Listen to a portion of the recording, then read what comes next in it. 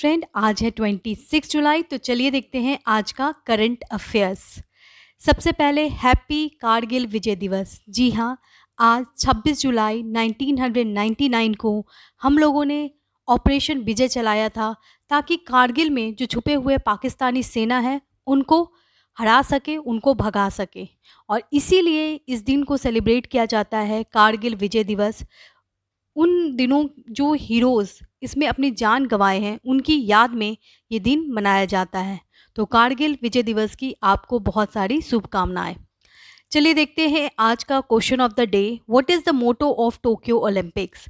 देखिए, ये क्वेश्चन अभी बहुत कॉमन लग रहा है, लेकिन एग्ज़ाम में आने की पूरी संभावना है। तो टोक्यो ओलंपिक्स का जो मोटो है वो है यूनाइटेड फॉर इमोशन। ओके, चलिए आगे बढ़ते हैं, देखते हैं करंट अफेयर सीरीज, जिसमें टोटल 8 क्वेश्चन होते हैं।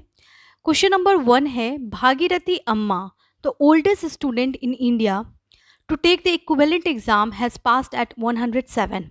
अभी हाल में भागीरथी अम्मा की मृत्यु हो गई है, जो कि 107 उम्र की है। और आपको बताना है ये किस राज्य से बिलोंग करती है। तो देखिए, भागीरथी अम्मा जो है वो ओल्डेस्ट स्टूडेंट है, सबसे बूढ़ी स्टूडेंट। ठीक है, अभी भी वो पढ़ाई कर रही थी और अभी 107 ईयर्स में उनकी डेथ हो गई है। ये केरला से बिलोंग करती हैं और ये इसलिए न्यूज़ में है क्योंकि इनको बहुत सारे अवार्ड दिए गए हैं। भागीरथी अम्मा को नारी शक्ति पुरस्कार, जो कि इंटरनेशनल वीमेंस डे को दिया जाता है, ये दिया गया था जब ये 105 साल की थी। इन्होंने क्लास 4th का एग्ज़ाम क्वालिफाई किया था। और ऑफ कोर्स बहुत बड़ी बात है, क्योंकि उस टाइम का सिलेबस और अभी के सिलेबस में बहुत डिफरेंस था। तभी इन्होंने अपनी मेहनत से इस एग्ज़ाम को क्वालिफाई किया। काफ़ी लेट एज में इन्होंने पढ़ाई कंप्लीट की और पढ़ाई कंटिन्यू की, तो ये बहुत बड़ी बात है। अच्छा, आप मुझे ये बताइए कि इंडिया में लिटरेसी का मतलब क्या है और किसे हम लोग लिटरेट कहते हैं? मतलब कौन लिटरेट है इंडिया में, जिन्होंने ग्रेजुएशन किया है, +2 किया है? क्या है एक्चुअल में डेफिनेशन लिटरेट होने का? ये आप कमेंट बॉक्स में बता सकते हैं। क्वेश्चन नंबर 2 पे आते हैं। COP 26 meet has held recently at. देखिए, कॉप 26 मीट बहुत इंपॉर्टेंट है, क्योंकि ये इन्वायरमेंट से रिलेटेड बहुत बड़ी मीटिंग होती है, कॉप 26। और ये जो मीट हुआ है अभी हाल में, आपको बताना है कहाँ। तो ये जो मीट है वो हुआ है ग्लासगो, स्कॉटलैंड में। देखिए, क्वेश्चन बहुत टफ नहीं है, लेकिन आ सकता है एग्ज़ाम में, इसलिए मैंने डाला है, क्योंकि रिवीजन भी बहुत आवश्यक होता है। तो रिवीजन भी करते रहें। एक बहुत इम्पॉर्टेंट शेयर करना चाहूँगी इन्फॉर्मेशन। ग्रेट ब्रिटेन और यूनाइटेड किंगडम में क्या डिफरेंस है, जो कि जनरली हम सबको पता होना चाहिए। तो स्कॉटलैंड, इंग्लैंड, वेल्स, इन तीनों को कहा जाता है ग्रेट ब्रिटेन। तो याद रखें, स्कॉटलैंड, इंग्लैंड, वेल्स को कहा जाता है ग्रेट ब्रिटेन। और जब इसमें इंक्लूड कर दी जाती है नॉर्दर्न आयरलैंड, तो अब ये क्या बन जाता है? अब ये बन जाता है यूके। ठीक है, तो याद रखिए, यूके का बनता है Scotland, England, Wales and Northern Ireland include किया जाता है इसमें। ठीक है, क्वेश्चन नंबर 3 पे आते हैं। G20 environment minister meet held in. G20 का इन्वायरमेंट मिनिस्टर मीट अभी 1-2 दिन पहले हुआ है, आपको बताना है कहाँ। देखिए, ये मीट इम्पॉर्टेंट है और ये हुआ है इटली में। और इस मीट में पहुँचे हैं हमारे इन्वायरमेंट मिनिस्टर। कौन है नए इन्वायरमेंट मिनिस्टर? जी हाँ, भूपेंद्र यादव।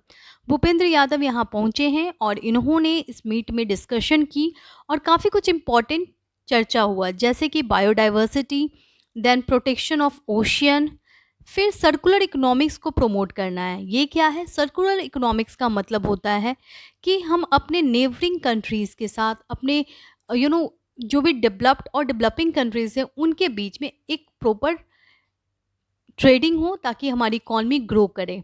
इसमें फैशन डिज़ाइनिंग और टेक्सटाइल इंडस्ट्री पे बहुत ज़्यादा फोकस किया गया। साथ में सस्टेनेबल डेवलपमेंट पे चर्चा हुई।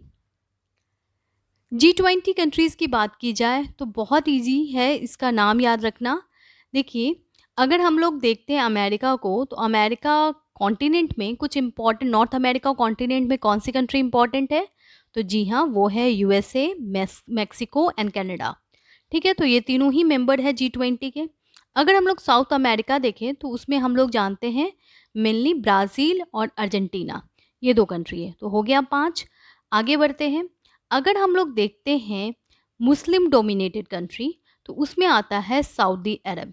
तो सऊदी अरब इसका एक मेंबर हो गया। उसके अलावा आता है तुर्की, तो तुर्की मेंबर हो गया। और फिर इंडोनेशिया, इंडोनेशिया में भी बहुत मुस्लिम है। तो इस 3 कंट्री को आप इंक्लूड कर दो, तो हो गए टोटल 8। अब हम लोग आते हैं ऑस्ट्रेलिया, 9, तो हो गए 9। अब जो कंट्रीज़ हैं उनको देख लेते हैं। तो कुछ कंट्रीज़ जो यूरोप के बहुत ही नामी हैं, जैसे कि यूके,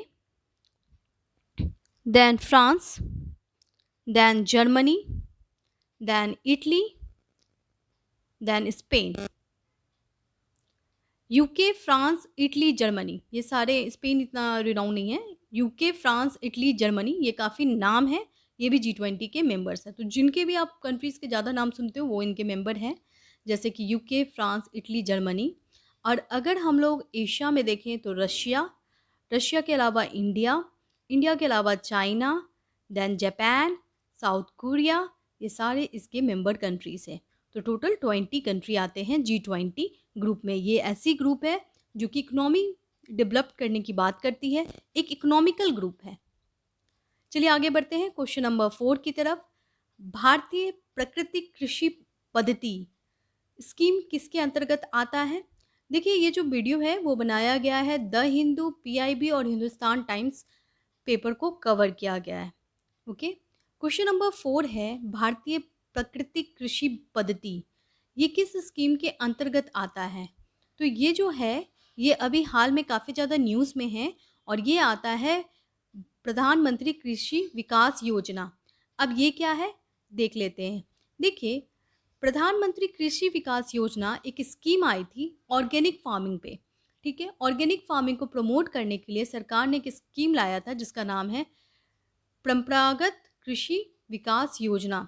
तो इसका नाम आप याद रखें, बहुत इंपॉर्टेंट है।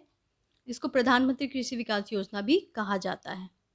ठीक है, 4 का आंसर है भारतीय प्रकृति कृषि पद्धति आता है प्रधानमंत्री कृषि विकास योजना के अंतर्गत।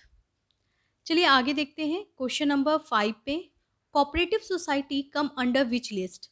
देखिए, ये क्वेश्चन इंपॉर्टेंट है और कभी कभी एग्जाम में करंट अफेयर से डायरेक्ट क्वेश्चन नहीं आते हैं, उस या पॉलिटी से डायरेक्ट क्वेश्चन नहीं आते हैं। जो भी न्यूज़ में होते हैं उस बेस पे क्वेश्चन दिया जाता है। तो न्यूज़, क्योंकि पूरे आर्टिकल्स, पूरा कॉन्स्टिट्यूशन याद नहीं हो सकता, लेकिन जो करंट अफेयर्स में आ रहे हैं न्यूज़ में, उनके बारे में आपको जानकारी होनी चाहिए। तो कोऑपरेटिव सोसाइटी काफ़ी ज़्यादा न्यूज़ में है। क्यों न्यूज़ में है?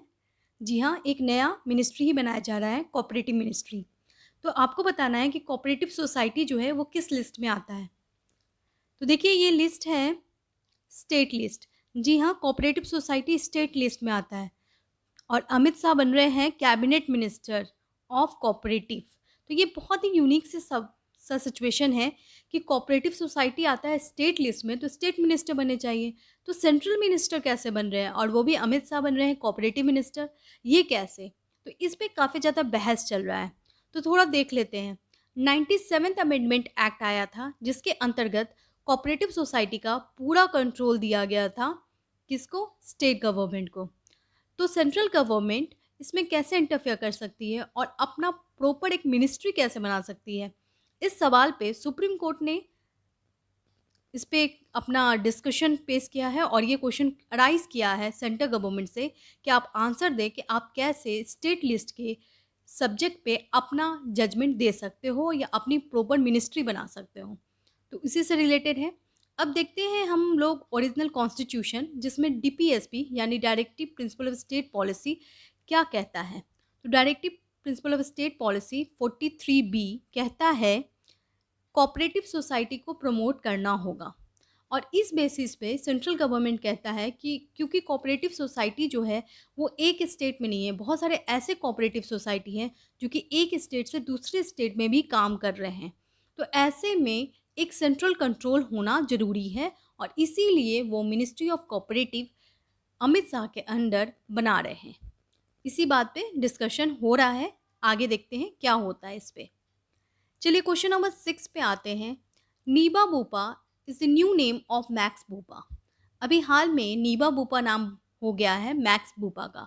मैक्स बूपा एक बहुत ही इम्पॉर्टेंट हेल्थ इंश्योरेंस कंपनी है मैक्स की, और मैक्स बुपा ने अपना नाम बदल दिया है और कर दिया है नीबा बुपा। आपको बताना है किसके साथ मर्ज करने के बाद नाम बदल दिया गया है, क्योंकि जनरल एग्जाम में इस तरह के भी क्वेश्चन आते हैं। तो आपको बताना है कि मैक्स बुपा ने किसके साथ मर्ज होकर अपना नाम बदल दिया है। तो मैक्स बुपा ने मर्ज होकर अपना नाम बदला है ट्रू नॉर्थ के साथ, यानी ट्रू नॉर्थ और मैक्स बुपा अब बन गए हैं नीबा बुपा। ठीक। Indian navy has recently conducted war game complex drill with UK warship queen Elizabeth carry out a merge war game. देखिए अभी क्या हुआ है, एक बहुत इंपॉर्टेंट एक्सरसाइज हुई है इंडियन नेवी और यूके के वॉरशिप नेवी के बीच में। यूके में एक वॉरशिप है जिसका नाम है क्वीन एलिजाबेथ वॉरशिप। वहाँ उसको यूज़ करके अभी एक एक्सरसाइज किया जा रहा है इंडियन नेवी और यूके के बीच में। ये एक्सरसाइज कहाँ हो रहा है? तो ये एक्सरसाइज बहुत इम्पॉर्टेंट है और ये हो रहा है बे ऑफ बंगाल में, इसलिए बहुत इम्पॉर्टेंट न्यूज़ है। बे ऑफ बंगाल में एक एक्सरसाइज किया जा रहा है queen Elizabeth HMS UK warship और इंडियन नेवी के साथ। ये जो वॉर गेम है इसमें क्या होगा, ड्रिलिंग होगी, वॉर गेम ड्रिलिंग होती है। और ये शिप में क्यों किया जा रहा है, ऐसा क्या है इस शिप में? तो देखिए ये शिप इंडिया के लिए बहुत इंपॉर्टेंट है, क्योंकि इसी शिप से हमने फर्स्ट वर्ल्ड वॉर और सेकेंड वर्ल्ड वॉर लड़ा था। क्योंकि उस समय इंडिया गुलाम थी तो हम लोग ब्रिटिश फेस थे, तो ब्रिटिश के सपोर्ट में थे और ब्रिटिश के साथ ही लड़ते थे वॉर। तो हमने उस समय रॉयल नेवी, जो कि इंडियन नेवी को कहा जाता था उस time, royal navy first world war और सेकेंड वर्ल्ड वॉर लड़ा था इसी शिप पे।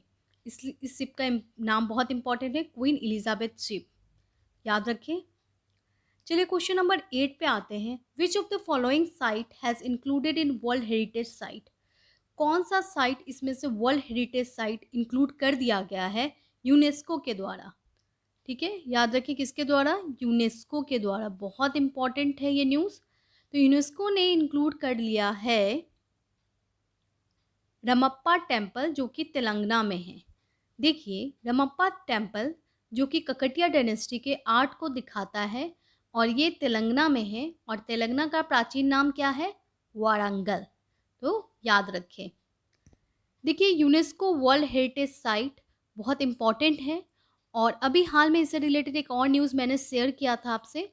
मैंने आपको बताया था कि लिवरपूल जो कि इंग्लैंड में है, उसको यूनेस्को वर्ल्ड हेरिटेज साइट से हटा दिया गया है।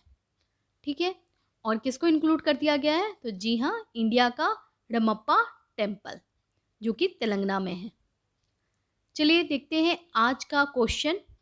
Cabinet has approved central university in Ladakh that will cost. बहुत इंपॉर्टेंट न्यूज़ है। सेंट्रल यूनिवर्सिटी बन रही है लद्दाख में, आपको बताना है कितने कॉस्ट पे, मतलब कितना खर्च होगा सरकार का। अगर फ्रेंड वीडियो अच्छा लगे तो लाइक कर दें, शेयर कर दें और चैनल को सब्सक्राइब कर दें। और वीडियो में कोई भी डाउट हो तो पूछ सकते हैं आप। Thank you so much.